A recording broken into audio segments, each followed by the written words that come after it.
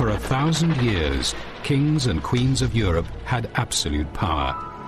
But absolute power corrupts absolutely. Greed, revenge, sex, madness, witchcraft, murder. Every monarch had their royal secrets.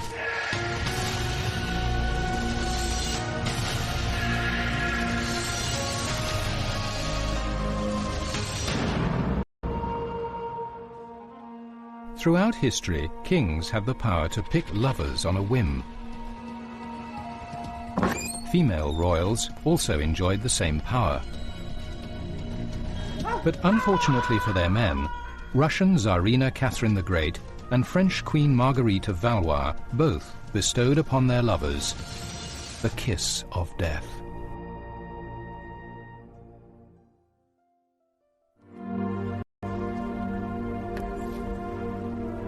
Marguerite of Valois was a renowned beauty. She fed a lifelong hunger for passion with countless lovers. Unfortunately for the hapless men in her life, one after the other, they met hideous, bloody ends. Known as Queen Margot, Marguerite grew up with 3 murderous brothers who became kings of France, and with a ruthlessly ambitious mother, Queen Catherine de' Medici. Margot was to marry and divorce French King Henry IV. She was surrounded by a royal court steeped in intrigue and corruption, and each of her lovers came to an unlucky end. Her later years were haunted by the memory of her many lost loves. In her youth, Margot was of fair complexion, with blue eyes, abundant black tresses, and a provocative figure. Don Juan of Austria was blinded by her beauty when he met her. She looked more like a goddess of heaven than a princess of earth. Her charms were better suited to ruin men than to save them. Her beauty was sent to damn us. The young Margot was torn between religion and politics by her bullying family. It was a time of religious war in France. In 1572, her mother devised a diplomatic scheme for the Catholic Margot to marry Protestant Prince Henry. The reluctant 19-year-old Margot had to be physically forced to the altar for the arranged marriage. She never said, "I do," during the ceremony. One of her brothers had to push her at the appropriate moment, and the nod of her head was taken as her affirmation of the vows, set by Margot's mother to lure the unsuspecting Protestants to Paris. 6 days after the wedding, the religious bloodbath of St. Bartholomew's Eve erupted as Catholics turned in hatred against their Protestant enemy. Thousands of Protestants were cut down in the streets and slaughtered in their homes. Margot bravely sheltered her new Protestant husband, who would otherwise have been hacked to pieces by the angry Catholic mob. Despite this, Margot's marriage to Prince Henry was godless from the start. But Margot and Henry stayed married for political reasons, and although they lived apart, they became close friends and allies for the rest of their lives. Shortly after her wedding, Margot took the first of her many lovers. Boniface de la Mole was a dashing figure, the best dancer at court, and an incurable ladies' man. The charming La Mole became hopelessly infatuated with Margot. The love affair didn't last long. A wax effigy was found in his room, and he was accused of plotting to kill Margot's brother, King Charles IX, by witchcraft. Margot's mother, Catherine, ordered him executed. Imprisoned here in the Conciergerie in Paris, La Mole was first horrifically tortured with the boot, a device that crushed every bone in the foot.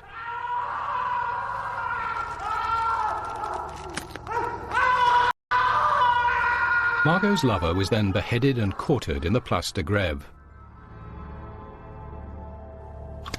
Legend has it he asked the crowd at the scaffold to tell Margot his last thoughts were of her. For her part, Margot made a point of publicly wearing mourning for him. It was said that she herself retrieved her lover's skull so that it could be given a decent burial. La Mole's execution was the beginning of a lifelong pattern of thwarted love for Margot. Time and again she would find herself robbed of happiness.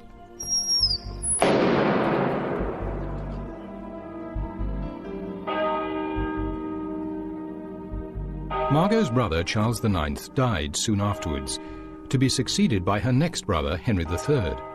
He was to brutally bully and rule her life for years. When she took a new lover, Margot's reputation as a loose woman was confirmed. Rumours circulated at court that she had been found in a compromising position with a young noble, Jacques de Harlay, and it was even said that she had an affair with a Duke d'Alençon, her youngest. The vicious court gossip swirling around his sister, Margot's brother King Henry decided to discipline his errant sister. Henry asked Margot to be his hostess at a ball held in the Louvre. At the height of the party, he falsely accused her of having a child by de Harlay. The king went on to list all her liaisons in intimate detail and ordered her to deliver the court from her contagious presence. Jacques de Harlay prudently decided a relationship with Margot was too dangerous and deserted her. Early the next morning, disgraced and furious, Margot fled Paris into exile. Even as she was making her escape, she was followed and humiliated by a group of men sent by her brother the king. Margot settled in a fortress in the Auvergne region of France, where she had her own bodyguards and considered herself in a state of war with her brother Henry III. Margot's jinx in love followed her. She fell seriously ill and was nursed back from the brink of death by the son of the local apothecary. He fell hopelessly in love with her. But one of Margot's bodyguards was desperately in love with her too.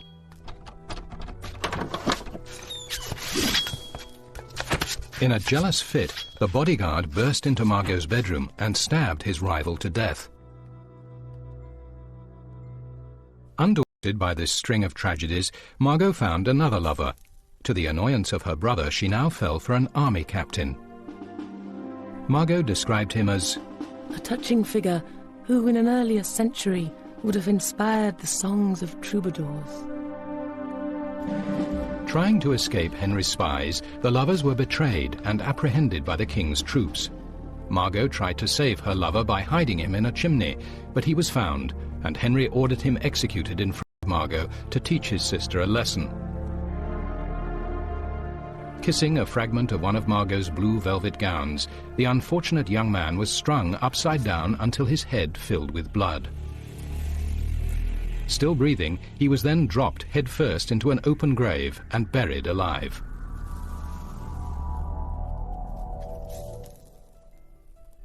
Margot was finally released from her royal brother's brutal meddling when he was assassinated in 1589. Margot was at last free from her dangerous and hated brother. Margot's estranged husband now became Henry IV. Middle-aged and still without an heir again, he would have to divorce Margot. Margot agreed to the split, but her price was a large annual allowance and a huge settlement. The divorce made Margot a rich woman. Now known as the Pearl of France, Margot continued to look for love. Still seeking virility, she democratically chose her lovers from all walks of life. There was a cathedral choir tenor, the son of a local carpenter, a shepherd, a valet de chambre, and even a strolling musician. Margot eventually persuaded King Henry to let her leave the provinces and return to Paris, but she was a parody of her former self. Now, in her 50s, Margot still insisted on dressing in the style and fashions of her youth. She had grown very fat and wore a great deal of makeup. She had lost her glossy, abundant dark hair and wore huge blonde wigs, half a foot higher than the current fashion. For a constant supply of hair, blonde footmen were kept at hand to be shorn whenever she needed a new wig. Margot's unlucky affairs continued to cost her hapless lovers their lives.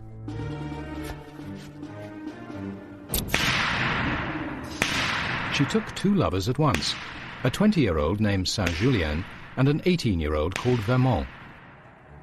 They were rivals. Vermont murdered Saint-Julien, shooting him through the head in front of Margot as they were returning from Mass. Margot was so incensed she insisted Vermont be hanged on the spot and offered to donate her garters for the purpose. He was hanged the next day outside her home.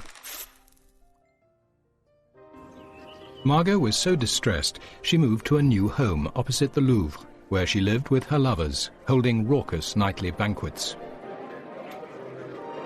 She became popularly known as Queen Venus.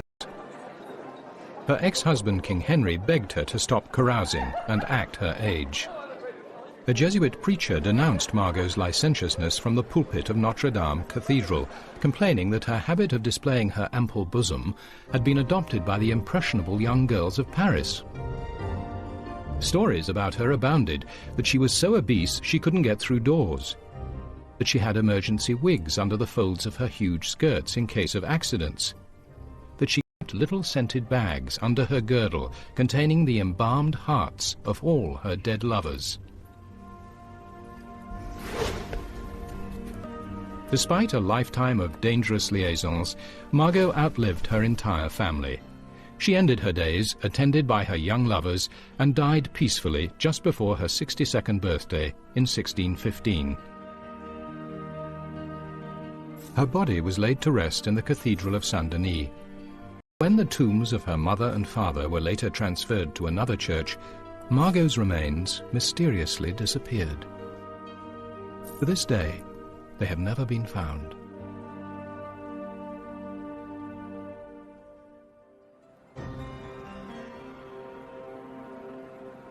"200 years later, in Russia, another royal proved to have the kiss of death.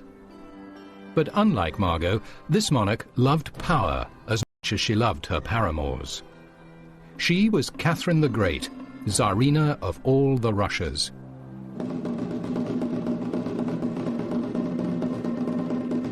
The year was 1745, and Catherine was married to Peter III, heir to the Russian throne. Peter was the commander of one of Europe's greatest armies and fought many great battles, all of them in his head. Peter loved to play with his toy soldiers. He drilled and maneuvered regiment upon regiment in every room of his palace at Peterhof, for Peter had the mind of a child. Peter liked to occupy himself with weighty matters, such as the case of the nibbled guardsman. In one incident, Peter caught a large rat, which he believed had eaten some of his toy soldiers. The rat was formally court-martialed and summarily executed, its body left suspended on a toy gallows as a lesson to other rats who might want to attack the royal regiments.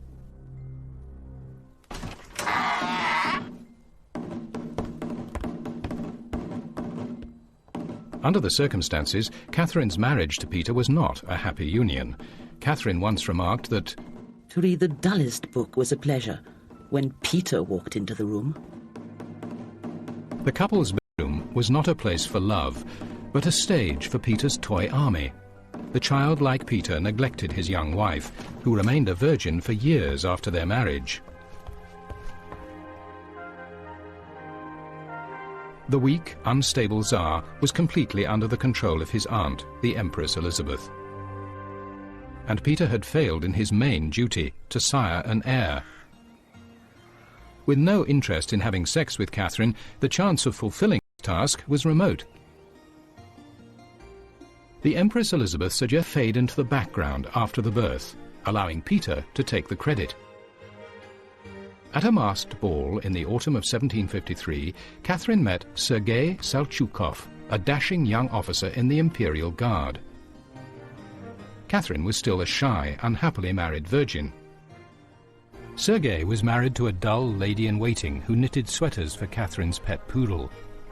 Catherine thought Sergei as handsome as the dawn, and her passion for him blossomed. To avoid the prying eyes of vicious court gossips, Catherine and her lover resorted to secrecy and took great risks to meet.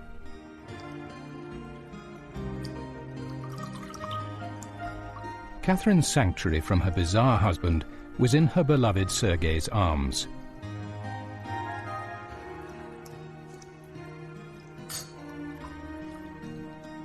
But that was about to end. Catherine became pregnant. With that news, Sergei was removed from court, his duty done. When she gave birth to a son, the baby was taken from her and sent to the Empress Elizabeth to be raised as the future heir to the Russian throne. Catherine was alone once more.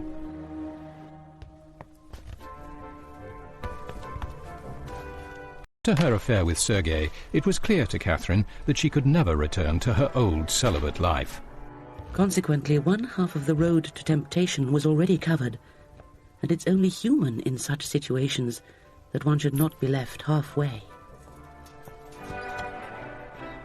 Catherine soon took another lover, Grigory Grigorievich Orlov.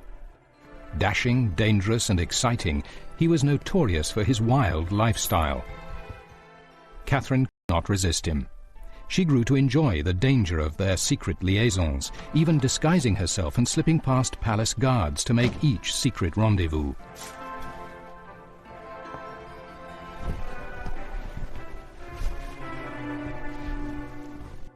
When Catherine became pregnant again, even the feeble-minded Peter might have noticed, so she took steps to hide her condition.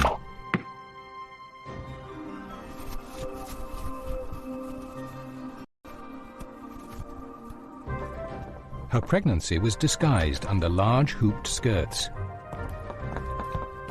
When she went into labor, one of her servants agreed to burn down his own house to distract Peter. Unable to resist a good fire, Peter rushed to watch the flames, leaving Catherine to have Orlov's child in privacy. In all, Catherine had 3 children by Orlov, and Peter was proclaimed Tsar of all the Russias.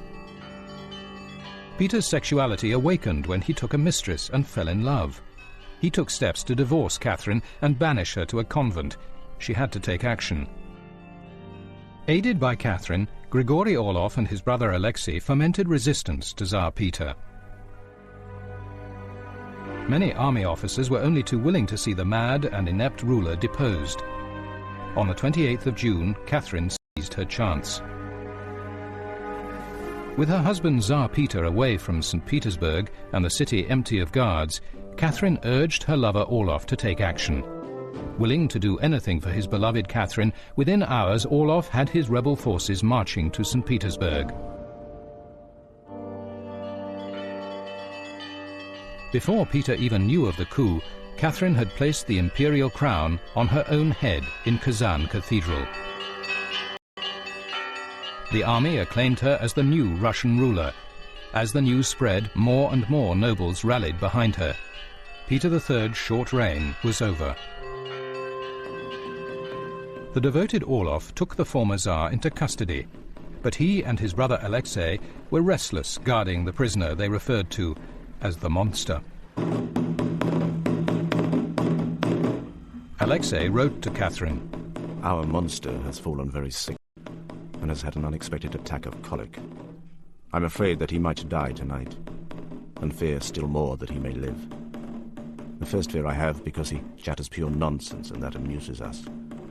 And the second fear, because he really is dangerous for all of us, often speaking as if he were still Tsar."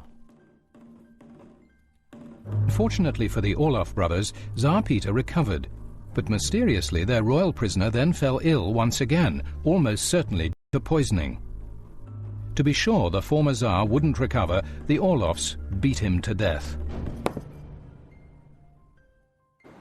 With Peter safely out of the way, Catherine showered her lover with titles and gave him vast estates.